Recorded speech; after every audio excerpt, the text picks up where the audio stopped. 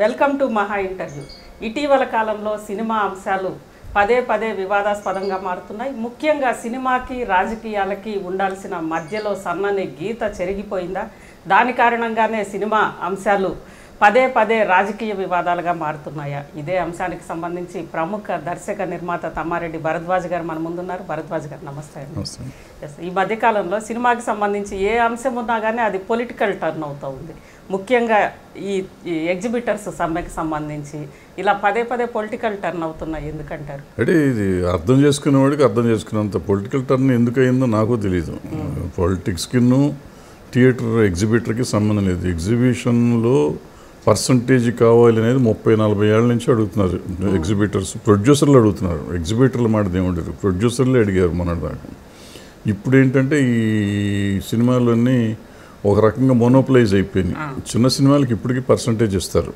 పెద్ద సినిమాలన్నీ మోనోప్లైజ్ అయిపోయి 4-10 కంపెనీలే రన్ అవుతాయి. 10 కంపెనీల్లోనే తిరుగుతున్నాయి పెద్ద సినిమాలన్నీ. సో ఇప్పుడు వాళ్ళకి వచ్చిన గొడవలో అది తప్ప రాజకీయానికి దీనికి సంబంధం లేదు. ఇప్పుడు ఏంటంటే మోనోపలి, థియేటర్స్ మోనోపలి ఉంది. ఆ మోనోపలిలో వాళ్ళ సమస్యలు, అది ఆ ఇంటర్నల్స్ నాకు ఇష్టం లేదు. రాజకీయం మాత్రం సంబంధం లేదు. కానీ అసలు థియేటర్స్కి సంబంధించి సమ్మె దాకా ఎందుకు వెళ్ళారంటారు?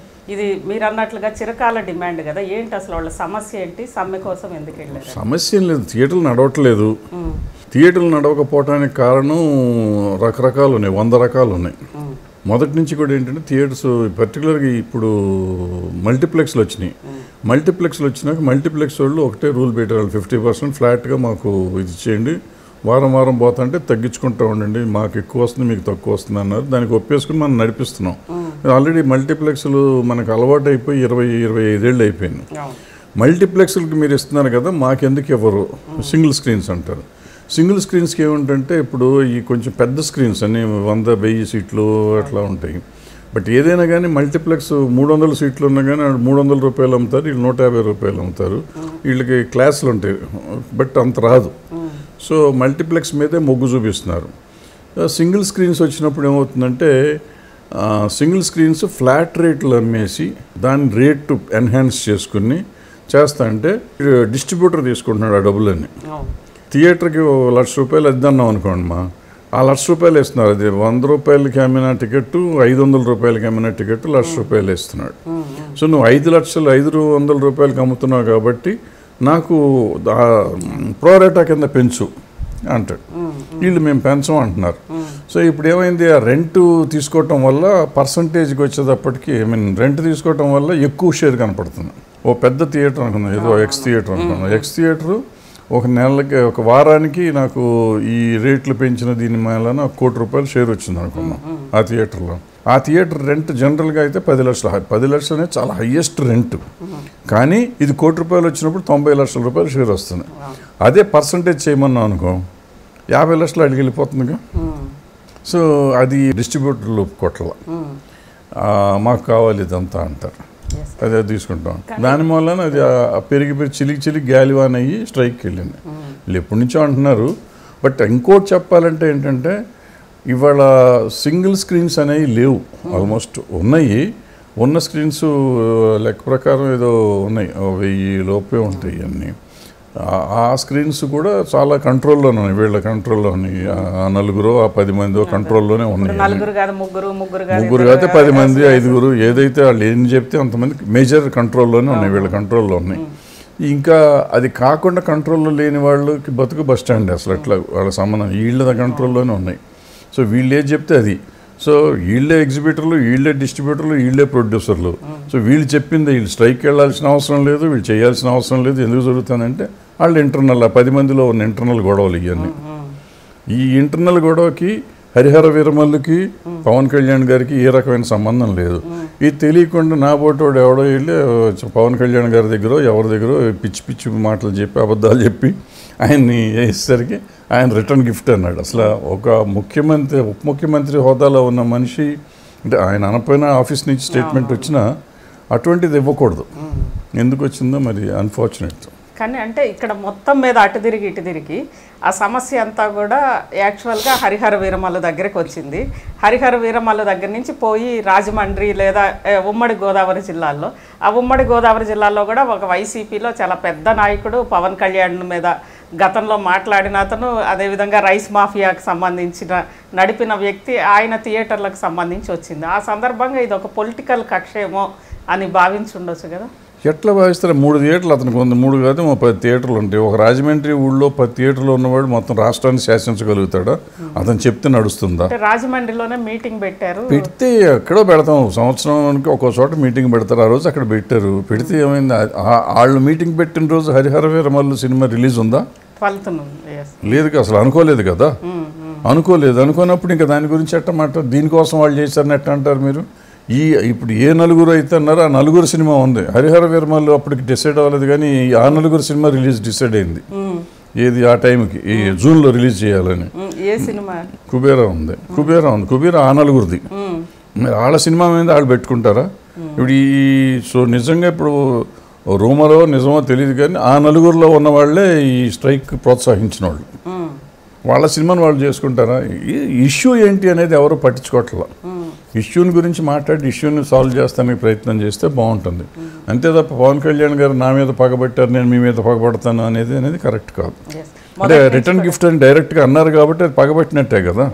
కానీ మొదటి నుంచి సినిమాకి సంబంధించి ప్రొడ్యూసర్స్ ఇష్యూలో కానీ అన్నింటిలో కూడా మీరు ఎప్పుడు కూడా సమస్యల పరిష్కారం వైపుగా మాట్లాడారు, ప్రభుత్వాలతో సంబంధం లేదు.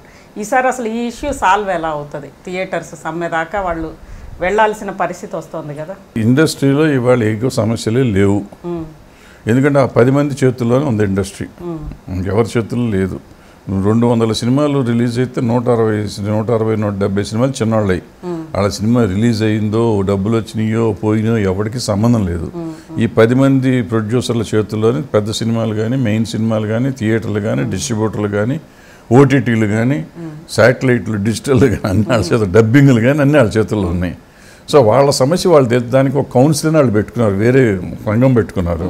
వాళ్ళు కూర్చుని వాళ్ళు తేల్చుకుంటారు. మీరు నేను మాట్లాడి తేల్చాల్సిన సంబంధం లేదు, సమస్య లేదు. ఈరోజు ఆ నలుగురికి సంబంధించి హరిహర వీరమల్లు అదే రిటర్న్ గిఫ్ట్ ఇది రావడము, దానికి సంబంధించి వెనక ఏదో ఒక పొలిటికల్ పార్టీ ఉంది. ఇంత దూరం వెళ్ళిన సందర్భంలో ఆ నలుగురిలో కూడా ఒకరోజు ఫస్ట్ ఇది జరిగిన వెంటనే సాయంత్రానికి నలుగురిలో ఒకళ్ళు వచ్చేసి నాకు సంబంధం లేదు, నాకు 15 ఉన్నాయి థియేటర్లు, నాకు సంబంధం లేదన్నారు.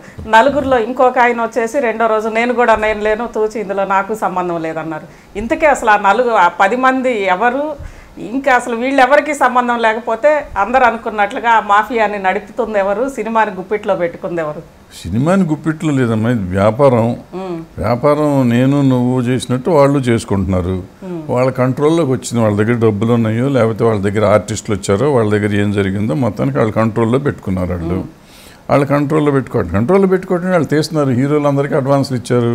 ఒక్కొక్కళ్ళకి వాళ్ళ 8-9 ఆఫీసులు ఉంటాయి ఒక్కొక్కళ్ళకి. వాళ్ళ మెయింటెనెన్స్లు, వాళ్ళ ఆఫీసుల మెయింటెనెన్స్లు కానీ, వాళ్ళ ఒక్కొక్క పెద్ద ప్రొడక్షన్ మీరు చెప్తున్న 10 మందికి నెలకి ₹1,00,00,000 పైన అవుతుంది. ఇది మెయింటెనెన్స్, ఆఫీస్ మెయింటెనెన్స్.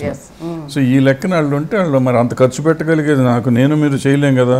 మనకెందుకు లేనిపోని గొడవ? ఇప్పుడు ఆ థియేటర్లు ఉన్నాయి, థియేటర్లు నడవకపోతే నష్టం వస్తుంది. ఒకప్పుడు లాభాలు విపరీతంగా సంపాదించున్నారు వాళ్ళు పోయినా పర్లేదు వాళ్ళకి. అప్పట్లో నెలకి 12 కోట్లు 20 కోట్ల చొప్పున సంపాదించారు వాళ్ళు. సో ఇవాళ 2 కోట్లు 3 కోట్లు పోయినా వాళ్ళు తట్టుకోగలరు. ఇప్పుడు ఏషియన్ సినిమాకి 132 థియేటర్లు ఉన్నాయమ్మా. దిల్ రాజు గారు ఎస్విసి వాళ్ళకి 77 థియేటర్లు ఉన్నాయి. సురేష్ ప్రొడక్షన్స్కి 64 థియేటర్లు ఉన్నాయి. యూవీ క్రియేషన్స్కి 37 ఉన్నాయి. Gita ఆర్ట్స్కి G2, G3, G6, G7 అన్నీ కలిపితే 32 థియేటర్లు ఉన్నాయి అని వీళ్ళు ఇచ్చారు. థియేటర్ల మొత్తం సంఖ్య 1663. వీళ్ళ చేతిలో ఉన్నది. ఇవన్నీ ఇందులో నలుగురు కానీ 5 కానీ 10 మంది కానీ ఎవరైనా కానీ. ఇది కాకుండా వీళ్ళు కొన్ని థియేటర్లు, ఇప్పుడు మైత్రి వాళ్ళు కొన్ని థియేటర్లు తీసుకున్నారు, వాళ్ళ దగ్గర కొన్ని ఉన్నాయి. ఇండివిజువల్గా రన్ చేస్తున్న వాళ్ళు ఉన్నారు. ఎన్వి ప్రసాద్ గారి పేరు రాలా దీంట్లో. ఎన్వి ప్రసాద్ గారు తిరుపతి, ఆయన చేతుల్లో కొన్ని ఉన్నాయి. ఈ కాకుండా మెయింటైన్ చేసే థియేటర్లు ఉన్నాయి.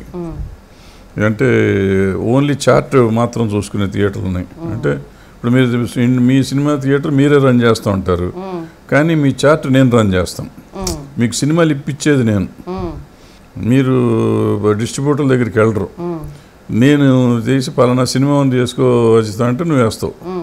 అలా కూడా వీళ్ళ కంట్రోల్లో కొన్ని ఉన్నాయి పరోక్షంగా. ఈరోజు ఇక సినిమా అనేది వాళ్ళ చేతుల్లోకి వెళ్ళిపోయింది. 317 స్క్రీన్స్ ఓనర్స్ నడిపిస్తున్నారు. ఓన్లీ ఓనర్స్ నడిపిస్తున్నాయి మొత్తం 2 రాష్ట్రాల్లో ఓనర్లు సొంతంగా ఉన్నాయి. 317 ఉన్నాయి. 161 మల్టీప్లెక్స్ స్క్రీన్స్ ఉన్నాయి. అవి 161 ఉన్నాయి. అంటే మల్టీప్లెక్స్ అంటే 3-4 చొప్పున ఉంటే అవి 500 దాకా వెళ్ళిపోతాయి.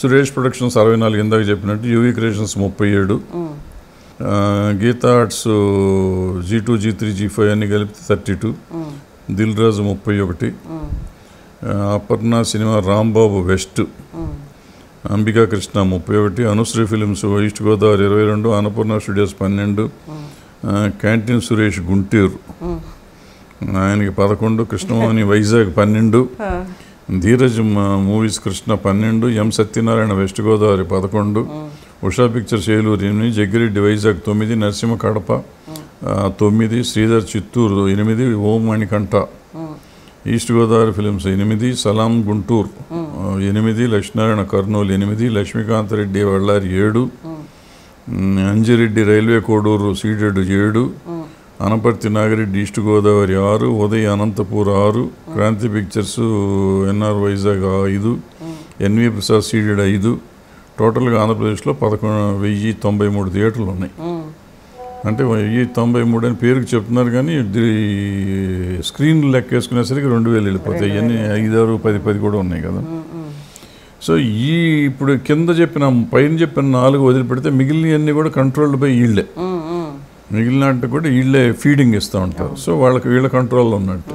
అంటే ఒకవేళ ఈ సమ్మె కానీ లేదా సమస్యలు కానీ ఉంటే ఆ కింద కొద్ది మందికే నలుగురికే సమస్య. మీకు నాకు సమస్య లేదు. ఇప్పుడు మీరు ప్రతి వారము థియేటర్లో సినిమాలు చూస్తారు. ఐ మీన్ థియేటర్లో పేపర్లో యాడ్లు చూస్తూ ఉంటారు. ఇన్ని సినిమాలు వారానికి మీకు 10 సినిమాలు 6 మినిమము 10 మ్యాక్సిమం సినిమాలు రిలీజ్ అవుతున్నాయి ప్రతి వారం. మీరు 1 ఇయర్ లిస్ట్లో తీసుకోండి. ప్రతి వారం పేరుకి రిలీజ్ అవుతున్నాయి, పేపర్లో యాడ్కి రిలీజ్ అవుతున్నాయి. కానీ ఎన్ని రిలీజ్ అవుతున్నాయి, ఎన్నిటికి నో షోలు ఉంటున్నాయి. ఇవాళకి వాళ్ళు చూడండి ఇక్కడ థియేటర్లో నిన్న రిలీజ్ అయిన సినిమాల్లో కూడా నో షోలు ఉన్నాయి. సో షో పడటల్లా. షో రిలీజ్ అవుతుంది కానీ థియేటర్ రిలీజ్ అవుతుంది, జనం రాక థియేటర్లు మూసేస్తున్నారు. ఏమైనా జనం వచ్చే సినిమాలు వీళ్ళ చేతుల్లోకి వెళ్ళిపోతుంది. వచ్చే ఇప్పుడు 1200 ఉంది నిన్న ఒక సినిమా, 1230, 1530 ఇటువంటి ఏమి చూస్తారు సినిమాలు. పెద్ద ఇప్పుడు హిట్ అన్న సినిమా 6000 రూపాయలు ఉంది టికెటా, రూపాయలు కలెక్షన్. 8 సినిమాలు రిలీజ్ అయితే 5 సినిమాలకి షో పడతల్లా, నో షో. ఇప్పుడు లైసెన్స్ బీఫామ్ లైసెన్స్ ప్రకారం నో షో చేస్తానికి నిజంగా అయితే రైట్ లేదు. థియేటర్ మూసేయాలంటే కలెక్టర్ పర్మిషన్ తీసుకోవాలి, థియేటర్ రన్ చేయాలంటే కలెక్టర్ పర్మిషన్ తీసుకోవాలి, టికెట్ రేట్ పెంచాలంటే కలెక్టర్ పర్మిషన్ తీసుకోవాలి, టికెట్ రేట్ తగ్గించాలంటే కలెక్టర్ పర్మిషన్ తీసుకోవాలి. సో ఇన్ని రకాల ఇవన్నీ ఉన్నాయి. మరి ఇప్పుడు ఆల్రెడీ గత చాలా సంవత్సరాలుగా థియేటర్లో షో ఆపేస్తున్నారు. మరి రూల్ చేంజ్ అయిందా నాకు తెలీదు, నేను పెద్ద టచ్లో లేను కాబట్టి. రూల్ చేంజ్ అయ్యి ఇంతకాల మూసేస్తున్నారా? మరి ఇప్పుడు కొత్తగా ఈ ప్రభుత్వం వచ్చి మేము థియేటర్లు మూసేస్తే మేము యాక్షన్ తీసుకుంటాం అంటాను, లైసెన్స్ మేము యాక్షన్ తీసుకుంటాం. మరి నో షోకి తీసుకుంటారా తీసుకోరా? అన్నీ 100 సమస్యలు ఉన్నాయి. ఏ సమస్యను ఎవరు పరిష్కరిస్తారనే తెలియదు. ఇది యాక్చువల్గా ప్రభుత్వం ఏలు పెట్టాల్సిన సమస్య కాదు, వీళ్ళు తేల్చుకోవాల్సిన సమస్య. ప్రభుత్వం ఏమన్నా సహాయం చేయాలంటే ప్రభుత్వానికి ఎంతవరకు సంబంధం అంటే ఈ లైసెన్సింగ్ వరకు సంబంధం ఉంది, మెయింటెనెన్స్ సరిగ్గా చేస్తున్నారా లేదా సంబంధం ఉంది, ఫుడ్ ప్రోడక్ట్స్ కరెక్ట్గా అమ్ముతున్నారా లేదా సమస్య ఉంది, టాయిలెట్స్ అవన్నీ సరిగ్గా ఉన్నాయా, మంచినీళ్ళు ఉన్నాయా లేవా. ఇవాళ మంచినీళ్ళ బాటిల్ కొనుక్కోవాలా, మంచినీళ్ళు ఇచ్చే థియేటర్ లేదు ఎక్కడ. వాటర్ డ్రింకింగ్ వాటర్ ఏ థియేటర్లో ఇంక్లూడింగ్ మల్టీప్లెక్స్ 500 రూపాయలు టికెట్ పెట్టిన థియేటర్లో మంచినీళ్ళు దొరకవు. మేము 100 రూపాయలు పెట్టి బాటిల్ కొనుక్కోవాలి. అదే 10 రూపాయలు బయట ఉండే బాటిల్ అక్కడ 100 రూపాయలు 70 రూపాయలు అమ్ముతున్నారు. దాన్ని అడిగే నాథుడు లేడు. బయట 10 రూపాయలకి అమ్మే పాప్కార్న్ 300 రూపాయలు అమ్ముతారు, అడిగే నాథుడు లేడు. అదే కాఫీ కిందకు వస్తే ఆ థియేటర్ నుంచి కిందకు వస్తే 15 రూపాయల నుంచి 30 రూపాయలకి అమ్మే కాఫీ 200 రూపాయలు అమ్ముతున్నాడు, అడిగే నాథుడు లేడు. ఇవన్నీ వదిలేసి థియేటర్ మోస్తామంటావా, నీకు ఇది ఇస్తాను అది ఇస్తాను అని వాళ్ళ మీద పడితే ఏం లాభం చెప్పండి. గతంలో అంటే మీలాంటి వాళ్ళు ఉన్నప్పుడు అంతా కూడా దాసరి నారాయణరావు గారు కానీ మీరు అందరూ కూడా లీడ్ చేసినప్పుడు ఏదైనా గవర్నమెంట్ వస్తే ఏ గవర్నమెంట్ వచ్చినా వెళ్ళడము, కొంచెం సినిమాకి సంబంధించి సమస్యలు ఉన్నవి అని చెప్పడము, లేదా ఒక కార్డియల్ రిలేషన్ ఉంది. ఎందుకు ఇప్పుడు అలాంటి పరిస్థితి లేదు? అసలు ఎప్పుడు లేదమ్మా మాటలు, ఇవన్నీ బోగస్. అవునా? ఇవన్నీ అనవసరంగా సృష్టించారు. అప్పుడు ఎందుకు సృష్టించారో తెలీదు. ఎప్పుడు ఎవరు వెళ్ళాల. ఒక్కసారి రాజశేఖర రెడ్డి గారు మొత్తం పిలిస్తే 40 మంది మేము వెళ్ళాం. ఎన్టీ రామారావు గారి దగ్గరికి ఒకసారి వెళ్ళాం. ఎన్టీ రామారావు గారి దగ్గరికి ఆయన మన సినిమా వాడికి వచ్చాడు కాబట్టి వచ్చి ఆయన సన్మానిస్తానికి పిలుస్తానికి మొత్తం 20-30 మంది వెళ్ళాం మేము. అంతేకాని ఏ సమస్యలు అడుగుతానికి వెళ్ళాం. తర్వాత ఆయన ఇచ్చింది లేదు, మేము తీసుకుంది లేదు. చెన్నారెడ్డి గారు మెడ్రాస్ వచ్చినప్పుడు పిలిచి మాట్లాడాం. అక్కడ మెడ్రాస్లో సన్మానం చేసాం. అట్లాగే రెడ్డి గారు మనకి చిత్రపురి ఇవన్నీ ఇచ్చిన ఆయనకి విజయభాస్కర్ రెడ్డి గారిని కలిసాం. ఈ తర్వాత ఎప్పుడు ఎవరిని కలవాల. వాళ్ళ అవసరాలకు కొంతమంది వెళ్ళేవారు. వెళ్తే వాళ్ళ నాయకులు కాబట్టి మొత్తం ఇండస్ట్రీ వెళ్ళిందనేసి మీడియా చేసింది. చాలాసార్లు మీడియాలో చంద్రబాబు నాయుడు గారు ఉన్నప్పుడు చాలామంది వెళ్తే వీళ్ళు మీడియా అని చెప్పి వాళ్ళు మీడియాలో వస్తే వీళ్ళు మా నాయకులు కాదని స్టేట్మెంట్లు వచ్చినాయి చాలా ఉన్నాయి. మీరు గత చరిత్ర చూసుకుంటే తెలుస్తుంది. సో అటు చంద్రబాబు నాయుడు గారు వచ్చినప్పుడు కలవలేదు, తర్వాత రాజశేఖర రెడ్డి గారు వచ్చినప్పుడు కలవలేదు. రాజశేఖర రెడ్డి గారు వచ్చినప్పుడు ఎవరో సన్మానం చేద్దాం అన్నారు, చేశారు. ఆయన వచ్చినప్పుడు ఏం చేశారంటే మాకు ఒక 10 కోట్లు చిత్రపురికి తగ్గించడము, కొన్ని అడిగిన రాయితీలు అడిగితే కొన్ని చేశారు ఆయన. సో అప్పుడు చేశారు. ఆయన పిలిచారు, మీకేం కావాలని ఆయన పిలిచారు. 40 మంది వెళ్ళాం. అప్పుడు 40 మంది వెళ్తే ఏమేమి కావాలన్నారు. అందరం మాట్లాడినాక 2 గంటలు ఆయన మాట్లాడారు. ఆయన పిలిచి ఆయన ఛాంబర్లో అందరికి టైం. అట్లా ఏ ముఖ్యమంత్రి మాకు ఎవరికి టైం ఇవ్వాల, ఎవరు వెళ్ళాల. ఇకపోతే మాట్లాడితే మిమ్మల్ని ఇన్సల్ట్ చేశాడు అని చెప్తున్న జగన్మోహన్ రెడ్డి అనే వ్యక్తి ఇన్ని వీళ్ళు అడిగారు అపాయింట్మెంట్. ఎందుకు అడిగారు? అప్పుడు వచ్చిన పెద్ద సినిమాలకి రేట్లు పెంచుకోవడానికి వీళ్ళు అడిగారు. దానికి కొంతమంది హీరోలు వాళ్ళ సినిమాలు రిలీజ్ అవుతున్నాయి కాబట్టి ఆ హీరోలు రాజమౌళి గారు వీళ్ళంతా వెళ్ళారు. సో వాళ్ళ పర్సనల్ ఎజెండా ఇక్కడ, ఇది ఇండస్ట్రీ ఎజెండా కాదు. అండ్ టైమ్ అండ్ అగైన్ అన్ని గవర్నమెంట్లు అంటాం ఏంటంటే సినిమా ఇండస్ట్రీ వచ్చి మాది అవసరం ఎవరికి లేదు, ఇండివిజువల్ అవసరం. టికెట్ రేట్ పెంచడం అనేది ఒక పర్టికులర్ ప్రొడ్యూసర్ అవసరం, అది దానికోసం వెళ్తున్నారు. అది ఇండస్ట్రీ సమస్య కాదు. అండర్లైన్ చేసుకోండి, ఇది ఇండస్ట్రీ సమస్య కాదు. ఈవెన్ పవన్ కళ్యాణ్ గారు సినిమా ఇండస్ట్రీలో ఉండి టికెట్ల కోసం మా దగ్గరికి వస్తారా, మీరు రావద్దు అంటున్నారు. ఇండివిజువల్ గా రావద్దు, ఏదైనా సమస్యల మీద అందరు కలిసి రండి. ఇండివిజువల్ గా టికెట్ల సమస్య నా సమస్య కదా. నేను పెద్ద హీరోతో సినిమా తీశాను, నేను డబ్బులు ఎక్కువ పెట్టి, అసలు ఇప్పుడు డబ్బులు ఎక్కువ పెడితే సినిమాకి థియేటర్ రేటు పెంచాలనే పిచ్చి భ్రమ ఎందుకు? ఇంతకుముందు బ్లాక్లో అమ్మేవారు చిరంజీవి గారి సినిమాలకి. నైట్ షోలు వేసి, దొంగ షోలు వేసి, పర్మిషన్ లేకుండా వేసి బ్లాక్లో అమ్మితే అవన్నీ రెగ్యులరైజ్ అవుతాయి. అని టికెట్ రేటు పెరిగితే మనకే వస్తుంది, గవర్నమెంట్కి ట్యాక్స్ వస్తుందని వచ్చారు. అప్పుడు కూడా ఇంకా ఫ్రాడ్ చేస్తున్నారు. 100 రూపాయలు అమ్ముకోమని గవర్నమెంట్ ఇస్తే 200-300 రూపాయలు అని బ్యాలెన్స్ బ్లాక్లో తీసుకుంటున్నారు. అవన్నీ మారుస్తానికి ఇప్పుడు ఏదో చెప్తున్నారు. సో నేను అందుకే మొదటి నుంచి ఏమని చెప్తున్నానంటే వేరియబుల్ రేట్స్ పెట్టేయండి. ఎగ్జిబిటర్ ఎవరి ఇష్టం వచ్చిన వాళ్ళు రేట్ పెట్టుకుంటే ఈ షోకి 300 రూపాయలు ఉంటుంది, నెక్స్ట్ షోకి నేను బాంబేలో ఏదో సినిమా చూసాం. ఇది మన పుష్ప 1, జైలర్ ఇవన్నీ వచ్చిన రోజు మార్నింగ్ షో 250 రూపాయలు ఉంది, సెకండ్ షో 1250 రూపాయలు ఉంది ఒకే రోజు. 1250 రూపాయలు టికెట్ కొనేవాడు కొన్నాడు, 250 ఓపిక, మాకు 250 ఓపిక, మేము 250 కొనుక్కొని వెళ్ళాం. మేము మార్నింగ్ షో 7:30కో 8కో వేసాడు షో. సో వాళ్ళకి పర్మిషన్స్ అట్లా ఇచ్చారు. అట్లాంటి పర్మిషన్ ఇచ్చుకుంటే ఇప్పుడు మాట్లాడితే గవర్నమెంట్ దగ్గరికి వెళ్ళి నేను ముఖ్యమంత్రిని పట్టుకోవాలా, ఉప ముఖ్యమంత్రిని పట్టుకోవాలా, లేకపోతే కలెక్టర్ని పట్టుకోవాలా అని అడుక్కోవటం, లేకపోతే కోర్టుకి వెళ్ళి తెచ్చుకోవాలా. నువ్వు డైరెక్ట్గా ఇవ్వు, ఇచ్చినాక డైరెక్ట్గా ట్యాక్స్ నీకు వస్తుంది, అఫిషియల్గా వచ్చేస్తుంది. ఇప్పుడు అన్నీ ఆన్లైన్ బుకింగ్లు అయిపోయినాయి కాబట్టి తెలుస్తుంది, మొత్తం అని తెలుస్తుంది. ఈ సింపుల్ ప్రాసెస్ని వడగొట్టి మనం ఈ గవర్నమెంట్లు అన్నీ ఇట్లా చేయటం మొదలెట్టి, దీంతో ఇప్పుడు ఆయన దగ్గరికి వెళ్ళి మీరు తిట్లు తిన్నారు కాబట్టి నేను ఆయన దగ్గరికి ఎవడెళ్ళమన్నాడు, వెళ్ళిన వాళ్ళని ఏం చేశాడు, ఊరికే తిట్టాడు అంటారు, ఏం తిట్టాడు. కానీ పవన్ కళ్యాణ్ గారు ఈ ఇష్యూస్ మీరు చెప్పిన పాప్కార్న్లు, లేదంటే వాటర్ బాటిల్స్, లేదా థియేటర్స్ మొత్తం అంటే అసలు దానికి సంబంధించి కూడా మొత్తం రివ్యూ చేయాలన్నారు కదా. అదే కదా. అట్లాగే మరి దుర్గేష్ గారు ఇండస్ట్రియల్ స్టేటస్ ఇస్తా ఉన్నారు కదా, ఈ 2 ఇవ్వమనండి. ఇండస్ట్రియల్ స్టేటస్ అంటే థియేటర్లకి స్టూడియోస్కి పవర్ ఇండస్ట్రియల్ టారిఫ్ ఇవ్వాలి. ఇంకేం ఇండస్ట్రియల్ స్టేటస్కి మాకేమీ వచ్చేది లేదు. బ్యాంక్ లోన్లు వీళ్ళు ఏం చేయలేరు. ఇండస్ట్రియల్ స్టేటస్ వస్తే మనకు వచ్చేది ఏంటంటే పవర్ ఒకటిను ఇది ఒకటి ఏది బ్యాంక్ లోన్లు. బ్యాంక్ లోన్లు ఇండివిజువల్గా మళ్ళీ ఆఫీస్ కంపెనీలకి ఒక ఇది ఉంటేనే వస్తుంది. ఆల్రెడీ ఉన్నాయి 10 కంపెనీలకి బ్యాంక్ లోన్లు ఉన్నాయి, వాళ్ళకు ఉంటున్నాయి, మిగిలిన వాళ్ళకి రావు. ఎందుకంటే మా ఇన్కమ్ ట్యాక్స్ రిటర్న్స్ సరిగ్గా ఉండవు, లేకపోతే లాభాలు ఉండవు, లేకపోతే మాకు అసెట్స్ ఉండవు, కాబట్టి రావు అయ్యాను. సో అది out of question.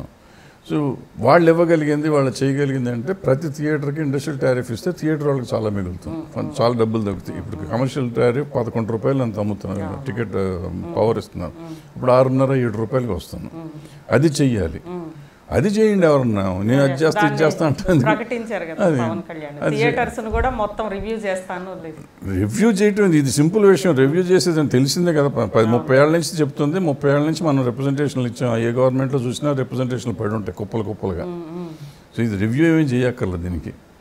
Okay, review చేసుకోమనండి, అయినా నష్టం లేదు. గవర్నమెంట్ కాబట్టి అఫిషియల్గా ప్రాసెస్ ఉంటుంది కాబట్టి చేసుకోమన్నాను. ఇట్లాగే ఇప్పుడు ఈ పాప్కార్న్లు ఇవన్నీ అందరికి తెలిసిందేగా. ఇవాళ కొత్తగా ఉన్నా, మనకు తెలియని కొత్త రహస్యం ఏమైనా ఉందా? ఏ రివ్యూ చేస్తారు? ఇంకా ఇవాళ పెట్టి పొద్దున్నే టికెట్ రేట్ ఇంతే ఉండాలి, పాప్కార్న్ రేట్ ఇంతే ఉండాలని పెట్టమనండి. దానికి మళ్ళీ పోయి ఒక యంత్రాంగం పెట్టి వీళ్ళందరూ థియేటర్లకు వెళ్ళి హడావిడి చేయటం ఎందుకు? ప్రతి well we know all multiplexes 500 రూపాయలు 400 రూపాయలు అమ్ముతున్నారు, మనకు తెలుసు. కాఫీ 200 రూపాయలు అమ్ముతున్నారు, మంచినీళ్ళు 70 రూపాయలు అమ్ముతున్నారు. మామూలు మంచినీళ్ళు ఇవ్వటం లేదు. మంచినీళ్ళు పెట్టమనండి, ఫ్రీగా ఇవ్వమనండి. కాఫీలు 50 రూపాయలే పెట్టమనండి. వాళ్ళు నష్టపోమనలా, కింద 30 రూపాయలని 50 రూపాయలు అమ్ముకోమనండి, లేకపోతే 60 రూపాయలు అమ్ముకోమనండి, 200 రూపాయలు కాదు. మరి ఇవన్నీ ఎవరు చేస్తారు? అవి మాట్లాడతలా మనం. టికెట్ రేటు పెంచడానికి మళ్ళీ రావచ్చు. టికెట్ రేట్ ఎందుకు పెంచాలి? ఇవాళ నేను సినిమా తీస్తే నేను చెప్తున్నాను, నా సినిమా అంటే నేనంటే ఒక చిన్న ప్రొడ్యూసర్ నా సినిమా తీస్తే ఈ 2 రాష్ట్రాల్లో తప్ప ఇంకెక్కడ ఆడదు. అదే పెద్ద సినిమా తీస్తే ముందు ఓటీటీ అంటే కొంటారు, హిందీ డబ్బింగ్ కొంటారు, అదర్ లాంగ్వేజ్లో రిలీజ్ అవుతుంది, మొత్తం భారతదేశం అంతా రిలీజ్ అవుతుంది. ఓవర్సీస్ కొంటారు. ఈ చిన్న సినిమా ఓవర్సీస్ ఎక్కడ కొనరు. ఓవర్సీస్ ఈ 2 చోట్లే అవుతుంది. ఇక్కడ కూడా ఎవరు టికెట్ నో షోస్ ఇందాక చూపించా కదా, నో షోసే ఉంటాయి. ఎక్కడ థియేటర్కి జనం రారు. వీళ్ళకి 3 రోజులు ఎరగబాదేస్తూ ఉంటారు జనం.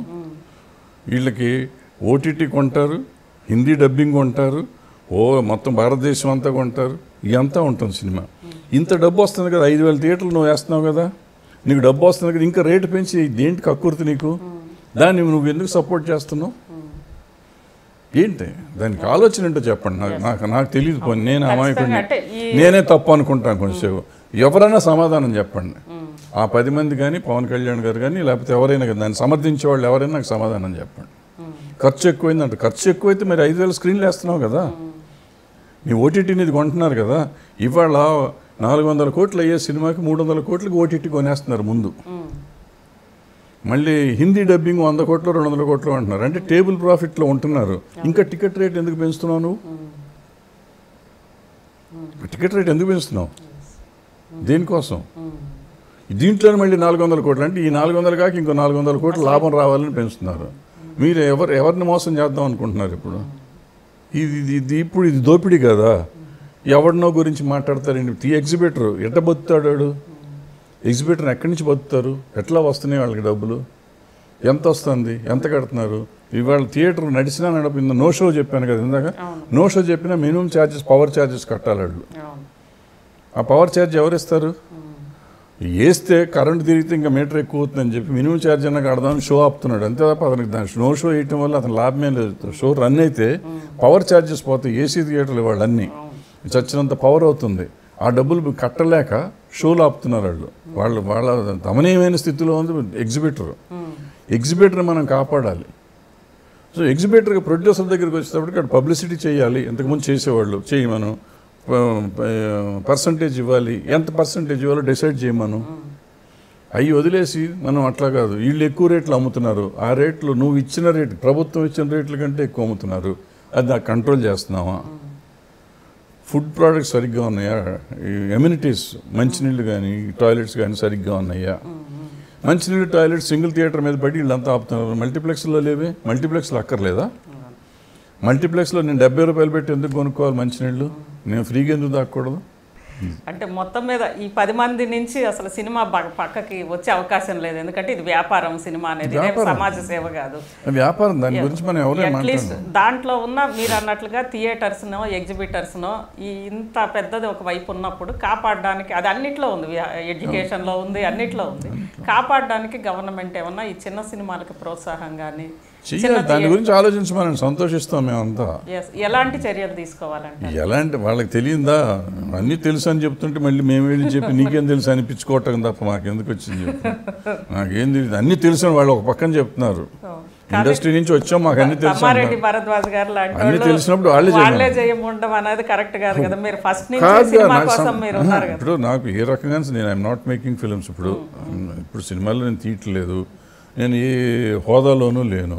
నేను ఎందుకు చెప్పాలి? నేను చెప్పింది కరెక్ట్ అవ్వచ్చు తప్పవచ్చు. ఎందుకంటే నేను 10-12 ఏళ్ళు నేను సినిమాలు తీసి, అంటే డైరెక్ట్గా ఇన్వాల్వ్మెంట్ ఉండే సినిమా ఇండస్ట్రీలో. సో నేను ఊహించుకొని చెప్పడం కంటే వాళ్ళంతా రన్నింగ్లో ఉన్నారు కాబట్టి తప్పు ఒప్పులు వాళ్ళకి తెలుసు, నాకంటే ఎక్కువ తెలిసి ఉంటాయి డెఫినెట్గా. వాళ్ళే ఆలోచించుకోమను.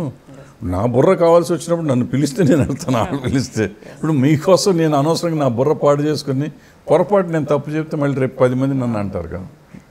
ఇక ముఖ్యంగా ఎఫ్డీసీ చైర్మన్లుగా వాళ్ళే ఉంటున్నారు. మీరు అన్న వీటితో పాటు ప్రభుత్వ పదవి కూడా వాళ్ళకే వస్తుంది కదా. ఇక ఎలా ఫిలిం తప్పే ఉంది, వాళ్ళకి కావాల్సిన వాళ్ళు ఇస్తారు. ఇప్పుడు ప్రభుత్వం పదవులు ఎప్పుడు ఎట్లా ఉంటాయంటేనమ్మా, ఆ ప్రభుత్వానికి సంబంధించిన వాళ్ళు, డబ్బున్న వాళ్ళు, వాళ్ళకి ఏదో రకరకాల క్యాలిక్యులేషన్స్ ఉంటాయి. సో వాళ్ళకే ఇస్తారు. దాన్ని మనం ఎవరు క్వశ్చన్ చేయడం. మళ్ళీ బాధితుడిగా కూడా వాళ్ళే మాట్లాడుతున్నారు కదా. దిల్ రాజు లాంటి వాళ్ళు నిన్న మొన్న థియేటర్స్కి సంబంధించి అన్ని మాట్లాడారు కదా. ఆయన ఉన్నాడు కాబట్టి ఆయన మాట్లాడతాడు. ఆయన ఎగ్జిబ్యూటరు, డిస్ట్రిబ్యూటరు, ప్రొడ్యూసరు అన్నీ ఆయనే కదా. ఎఫ్డీసీ చైర్మన్ ఆయనే కాబట్టి ఆయన మాట్లాడతాడు. మాట్లాడక హక్కు ఉంది ఆయనకి, అన్ని రకాల హక్కులు ఉన్నాయి కదా. గద్దర్ అవార్డ్స్కి సంబంధించి ఏంటి, ఎలా ఉందంటారు? ఇన్ని సంవత్సరాల తర్వాత ఇచ్చారు సినిమా అవార్డ్స్, తెలంగాణ వచ్చిన తర్వాత. సినిమాలకి అవార్డులు ఇస్తున్నామా, ఇప్పుడు ఎవరో ఒకళ్ళకి వచ్చింది, దాని మీద క్రిటిసిజం చేయాల్సినంత అవసరం లేదు. మా ఫెటర్నిటీలో ఉన్న వాళ్ళకే వచ్చింది 4గురికి. సో అది వాళ్ళు అర్హులా అనర్హులా, ఆ సినిమా అర్హత ఉందా అర్హత లేదా, ఇవన్నీ చర్చించాల్సిన అవసరం లేదు. ఎందుకంటే కమిటీలు వేస్తారు వీళ్ళు, జ్యూరీని వేస్తారు. జ్యూరీ ఉండే వాళ్ళు ఇన్ఫ్లుయెన్స్ అయిపోయి కొంతమంది చేస్తారు, కొంతమంది ఏమో ముందే దీంతో నోషన్తో తయారవుతారు. ముందే నేను పలానా సినిమాకి ఇవ్వాలి, లేకపోతే పలానా ఆర్టిస్ట్కి ఇవ్వాలి, ఏదో ఉంటుంది వాళ్ళకు ఉండేవి ఉంటాయి. సో అట్లా వెళ్తారు.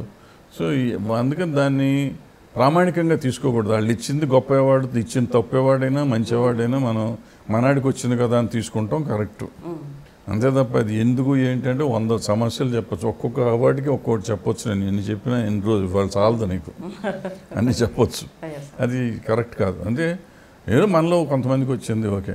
బట్ ఒకటి మాత్రం నేను చెప్తాను, గద్దర్ అవార్డ్స్లో 2 అవార్డ్స్ ఇచ్చారు. గత 10-11 సంవత్సరాలకి ఇచ్చారు. అది మాత్రం తప్పు 100% చెప్తా. ఎందుకు తప్పు అంటే 10 సంవత్సరాల్లో ఎన్ని సినిమాలు, 200 సినిమాలు చొప్పున 2000 సినిమాలు రిలీజ్ అయి ఉంటాయి. 2000 సినిమాలు ఎవరన్నా చూసారా? చూస్తానికి టైం ఉందా? వీళ్ళకి వచ్చిన 60 సినిమాలు చూస్తానికి దిక్కు మొక్కులాగా నెల 10 రోజులు పట్టింది వాళ్ళకి. 2000 సినిమాలు చూడకుండా అంటే నీకు ఇష్టం వచ్చిన పేర్లు రాసుకోవటమేగా దాని అర్థం. 100% అంతేగా. మురళీమోహన్ రావు గారు లాంటి ఒక పెద్ద మనిషిని పెట్టి నువ్వు ఏదో పేర్లు రాసి ఇచ్చేసి ఆ పేర్లకి అవార్డులు ఇవ్వడం అంతవరకు కరెక్ట్.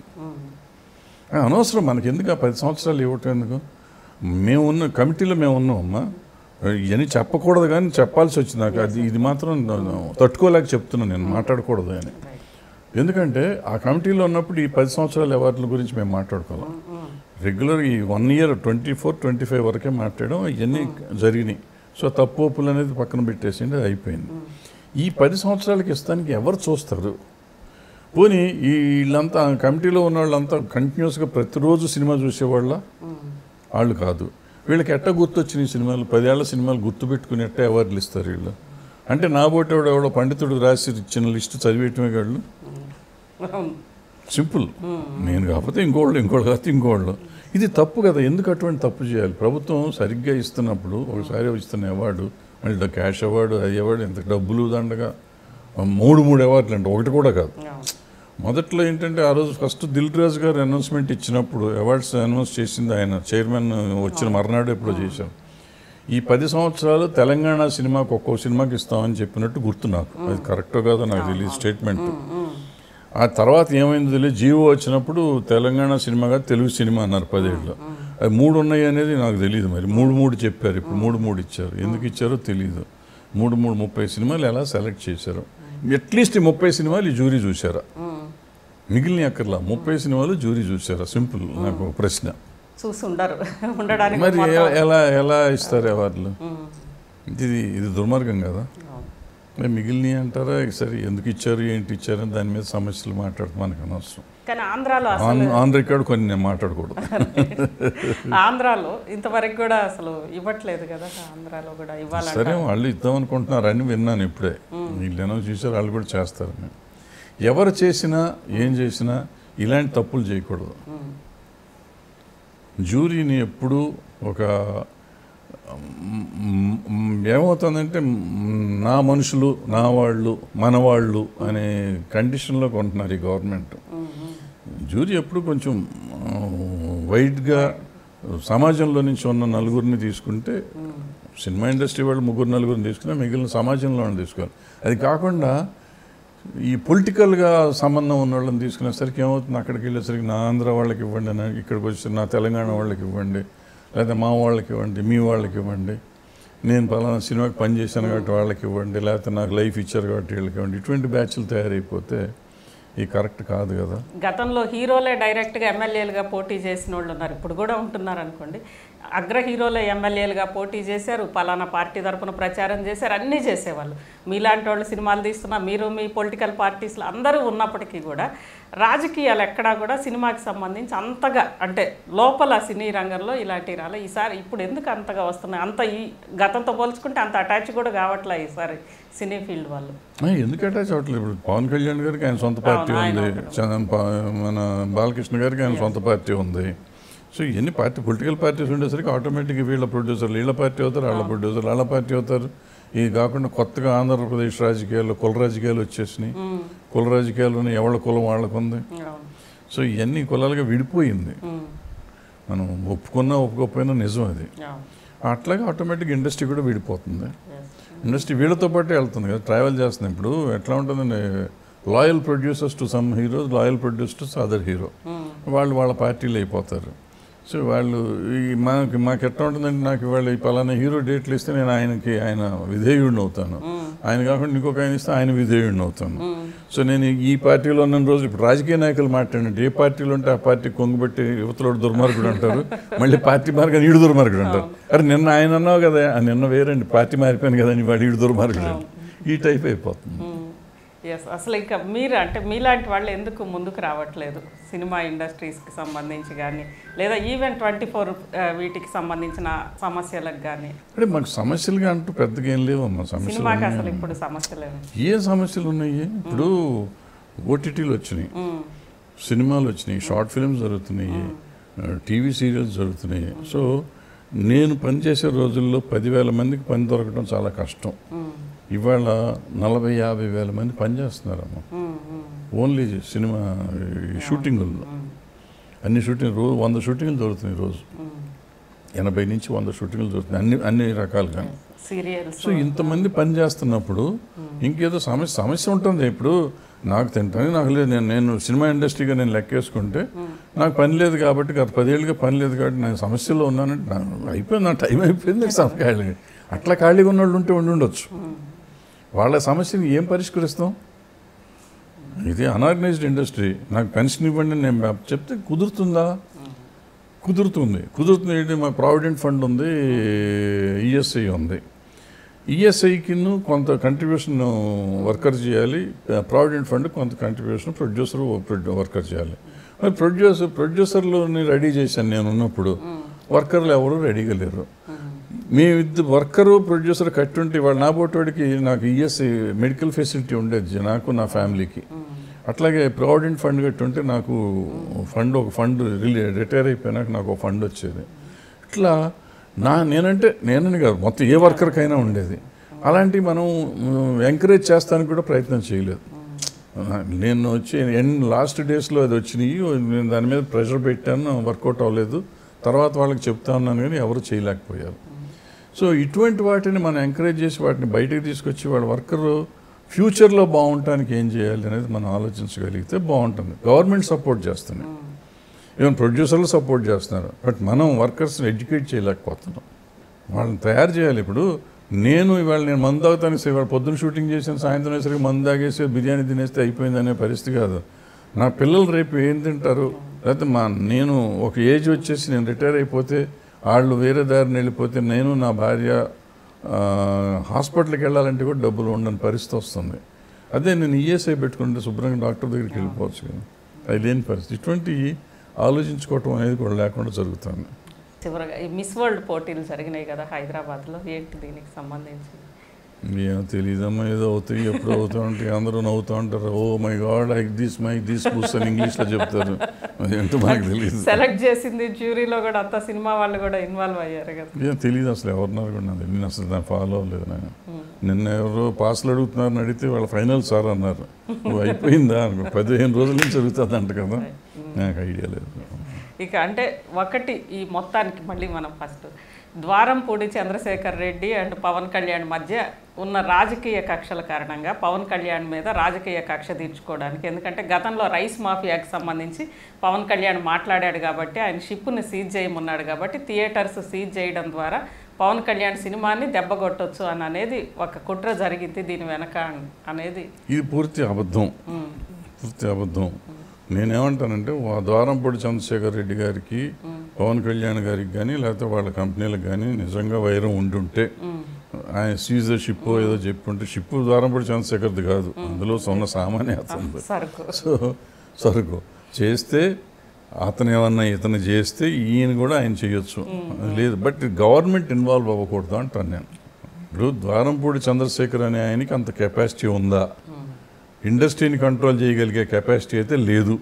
అంటే దిల్ రాజు గారు వీళ్ళ ద్వారా పరోక్షంగా, దిల్ రాజు గారు లేదు, ఏం లేదు. దిల్ రాజు గారు ఏం చెప్తారు, దిల్ రాజు గారు ద్వారంపూడి చంద్రశేఖర్ చెప్తే వింటాడా, ఎందుకు వింటాడు, ఆయనకి ఏంటి సంబంధం. ఆఫ్టర్ ఆల్ ద్వారంపూడి చంద్రశేఖర్కి ఉంది ఒక స్క్రీన్, ఒకటే థియేటర్, దేవి బ్యాచ్, ఆ 3 ఇంకేదో ఒకటి ఉన్నట్టు ఉంది, 6 థియేటర్లు ఉంటాయి ఆయనకి. 6 థియేటర్లు ఒక ఊరిలో ఉన్నవాడు మొత్తం ఇండస్ట్రీని కంట్రోల్ చేస్తాడంటే నేను నమ్మను, అది అవుట్ ఆఫ్ క్వశ్చన్. ఇప్పుడు వీళ్ళందరికీ ఇందాక చదివాను కదా, 37, 40 అంటే 100 స్క్రీన్లు ఉన్నాయి ఒక్కొక్కళ్ళ దగ్గర. వీళ్ళు ఒకళ్ళు కంట్రోల్ చేయలేకపోతున్నారు. 3 స్క్రీన్లు ఉన్న అతను కంట్రోల్ చేసి పవన్ కళ్యాణ్ గారి సినిమా ఆపుతానికి అంత ధైర్యమా, గుండె చెరువాడికి, అవుట్ ఆఫ్ క్వశ్చన్. జరిగే పని కాదు. మీరు ప్రాక్టికల్గా ఆలోచించండి. అతనికి అవకాశం ఉండొచ్చు, నాకు ఉంటుంది, పలానా వాడిని ఇది చేసేయాలి, నా మాట కాదన్నాడని. బట్ నేను చేయగలనా, నాకు తాహత ఉందా, నా స్తోమత ఉందా. అలాగే ద్వారంపూడి చంద్రశేఖర్కి ఫైనాన్షియల్గా ఆయన ఏమున్నాడో నాకు తెలియదు, ఉంటే ఉండుండొచ్చు. కానీ సినిమా ఇండస్ట్రీని ఆయన కంట్రోల్ చేయగలిగే శక్తి మాత్రం 100% లేదనేది నేను నమ్ముతాను. ఇక సినిమా థియేటర్స్, సినీ ఫీల్డ్ అందరూ కలిసి, సినీ పరిశ్రమకి సంబంధించిన అందరూ కూడా కలిసి వస్తే ఖచ్చితంగా ప్రభుత్వం చాలా పాజిటివ్గా ఉంది అనేది పవన్ కళ్యాణ్ గారు చెప్పారు. కలిసి వెళ్తారా సినీ పరిశ్రమ? ఫస్ట్ పాయింట్, కలిసి రావాలి అనేది ఎవరిని కలిసి రమ్మంటున్నాను. నేనేమంటాను, Telugu film chamber of commerce is the whole and soul. ఏదైనా దాని ద్వారానే రావాలన్నారు. సింపుల్, అందరూ కలిసి రమ్మండి. మళ్ళీ అందరూ ఎవరు, ఆయన రమ్మంది కూడా ఏదున్నా ఛాంబర్ ద్వారానే కావాలి. అంతే, ఛాంబర్ ద్వారా రండి అని అందరూ కలిసి అనొద్దు, ఛాంబర్ ద్వారానే అయిపోయింది. ఛాంబర్ ద్వారా వెళ్తారు, ఆయన ప్రెసిడెంట్ సెక్రటరీ గారు వెళ్తారు. ఇవన్నీ మాట్లాడేయండి. చిరంజీవి గారు రాలేదా, బాలకృష్ణ గారు రాలేదా, మహేష్ బాబు రాలేదా, ప్రభాస్ రాలేదా, ఎందుకు రాళ్ళు, ఇవన్నీ మానేయండి. ఛాంబర్ ప్రెసిడెంట్ ఎవరైనా ఉండొచ్చు, పేరు తెలిసిన వాళ్ళే ఉండొచ్చు, తెలియకపోయిన వాళ్ళు వస్తే గౌరవం, ఇండస్ట్రీ అంతా వచ్చినట్టు గౌరవం నువ్వు తీసుకోగలవా. మళ్ళీ ఇది ఉంది, ఇక్కడ ఒకటి ఉంది. ఇప్పుడు రాగానే ఆ రోజు వాళ్ళు ఎందుకు రాలేదు, సురేష్ బాబు ఎందుకు రాలా, దిల్ రాజు ఎందుకు రాలా, అదే మన అరవింద్ గారు ఎందుకు రాలా, చిరంజీవి గారు ఎందుకు రాలా, ఇవన్నీ అడగకూడదు.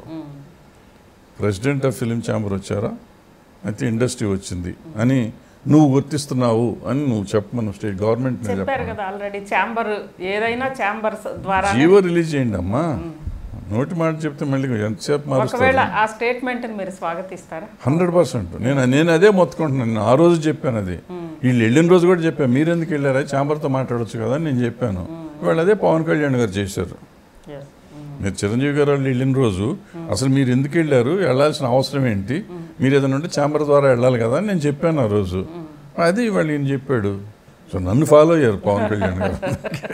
నేను I should be proud, I feel proud of. చివరగా ఇప్పటికి సినిమా ఫీల్డ్కి సంబంధించి గవర్నమెంట్ సినీ ఫీల్డ్ ఉండాల్సిన దీని మీద మీరు ఎలాంటి సూచన ఇస్తారు?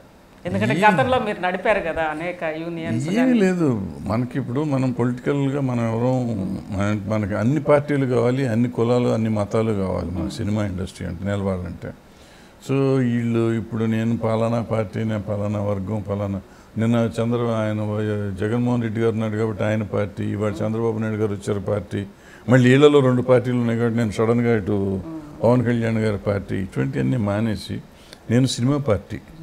బాబు మా సినిమాకి ఇన్ని కష్టాలు ఉన్నాయి, మా కష్టాలు మీరు తీర్చండి, మీరు ఏమైనా ఉంటే మేము ఏం చేయాలి, మా తరపు నుంచి మేము ఏం చేయాలో అది చేస్తాం, అందరికీ చేస్తాం. ఎందుకంటే ప్రభుత్వం అనేది ప్రజలు మొత్తాన్ని, రాష్ట్రం, ఈ రాష్ట్రాన్ని ఆ రాష్ట్రాన్ని, ప్రభుత్వానికి కావాల్సిన, ప్రజలకు కావాల్సిన పని ఏది చేయమని ముందే ఉంటాం, ఎప్పుడు ముందు ఉన్నాం, ఇండస్ట్రీ ఇప్పుడు ఉంటాం, మీరు ఏది చెప్పినా చేస్తానికి మేము తయారుగా ఉన్నాం. అలాగే మాకు కావాల్సింది కూడా మీరు వీలైతే చేయండి అని అడగటంలో తప్పులేదు, అడిగితే వాళ్ళు చేస్తే కరెక్ట్. అంతే తప్ప వాళ్ళు ఇండివిజువల్గా ఇట్లా హరిహర వీరమల్లు లాగా వేరే పర్సనల్గా రాకూడదు, ప్రభుత్వాలు అలా రాకూడదు. ఇండివిజువల్ పవన్ కళ్యాణ్ గారు అనుకోండి ఆయన ఇష్టం, బట్ ఆయన వాళ్ళు డిప్యూటీ చీఫ్ మినిస్టర్, ఆయన ఆ మాట ఆయన కానీ ఆయన ఆఫీస్ కానీ ఆ మాట ఆయన ఉండకుండా ఉంటే బాగుండేది, నా ఫీలింగ్ అది. ఇక ముఖ్యంగా అల్లు అర్జున్కి సంబంధించి ఒకవైపు అరెస్ట్ చేసిన తెలంగాణ ప్రభుత్వమే ఉత్తమ నటుడిగా కూడా ఆయనకి ఇచ్చింది, డ్యామేజ్ కంట్రోల్ అనుకోవచ్చు. ఎందుకు డ్యామేజ్ కంట్రోల్ ఏముంది దాంట్లో? ఆ రోజు జరిగిన ఇన్సిడెంట్కి ఆయన బాధ్యుడని గవర్నమెంట్ కాదు ఫీల్ అయింది, పోలీస్ ఫీల్ అయింది, అరెస్ట్ చేశారు. ఇప్పుడు మీ మీద మీరు ఇప్పుడు ఇక్కడ వచ్చి లోపల ట్రెస్ పాసింగ్ అని నేను కేసు పెడితే మిమ్మల్ని అరెస్ట్ చేస్తే అమ్మో మహా టీవీ అరెస్ట్ చేస్తారని దాని మీద పగ అంటారా? చట్టం తన పని తాను చేసుకుపోవటానికి ఇది అవార్డు ఆయన నటన నిజంగా బ్రహ్మాండంగా చేశాడు, ఇచ్చారు. దానికి మళ్ళీ ఏం చేస్తాడు? కాదు నిజంగా వాళ్ళు పగబట్టారు, ఈయన పగబట్టాడు, ఏం చేస్తాడు చెప్పండి?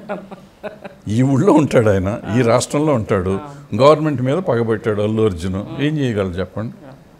కానీ చేయగలడా? వాళ్ళు భయపడిపోయి ఈయనకి అవార్డు ఇచ్చేస్తే ఈయన మన మాట వింటాడు, నా మీద పగబడ్డానే రేవంత్ రెడ్డి అనుకుంటాడా?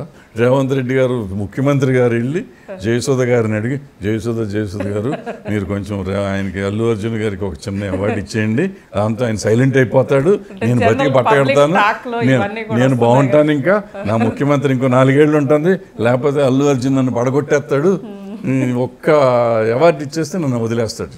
ఎందుకు ఒకళ్ళు నిజంగా పగొంటే వదులుతాడు ఆయన? ఇవన్నీ జరిగే పనులు కాదు. ఇంటర్నల్గా ఎన్ని జరుగుతున్నాయి రాజకీయాలు మనకు సంబంధం లేదు, but on the face of it ఇట్లాంటివి మనం సిల్లీగా ఉంటాయి, మనం ఆలోచిస్తాం కూడా సిల్లీగా ఉంటాం. రైట్, థ్యాంక్ యూ భరద్వాజ్ గారు. ఎస్, ఇక సినీ ఫీల్డ్కి సంబంధించి మొత్తం కూడా ఛాంబర్ తరపున సినిమాకి ఏం కావాలో దాని వైపు నుంచి అందరూ కలిసి ప్రభుత్వం దగ్గరికి వెళ్ళాలి, అది కూడా ఫిలిం ఛాంబర్ ఆధ్వర్యంలోనే. అంతేగాని హీరోలను వీళ్ళను గుర్తించొద్దు. దాంతోపాటు మిగిలిన అంశాలు కూడా థియేటర్స్కి సంబంధించి కూడా ఉన్న కొద్దిపాటి థియేటర్స్లో వాళ్ళ సమస్యలో నిజాయితీ ఉంది, ఖచ్చితంగా ఆ సమస్యని పరిష్కరించాలి అని అనేది భరద్వాజ్ గారు అంటున్నారు. ఇది తమ్మారెడ్డి భరద్వాజ్ గారితోటి మహా ఇంటర్వ్యూ.